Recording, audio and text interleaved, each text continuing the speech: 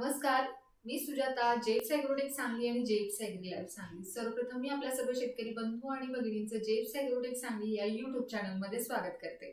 आपले बरेचसे शेतकरी बांधव आहेत ते कोबी आणि फ्लावरचं पीक घेतात, पण आपले पिकाची जी वाढ आहे ती योग्य रीतीने आपल्याला तिथे झालेली दिसून येत नाही. त्याचबरोबर भुरी या रोगाचा प्रादुर्भावही खूप मोठ्या प्रमाणावरती झालेला दिसून येतोय.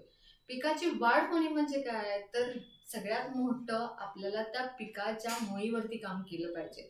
जर मुळी योग्य असेल, व्यवस्थित असेल, तर पीक जे आहे ते जोमानं आपलं वाढतं. त्याचबरोबर आपल्या पिकाला चांगल्या पद्धतीनं काळोखीही मिळते आणि याच्यासाठी आपल्याला सगळ्यात पहिला मुळीवरती काम केलं पाहिजे. याच्यासाठी आपल्याला जेप्स ॲग्रोटेक सांगली यांची उत्पादनं वापरायची आहे.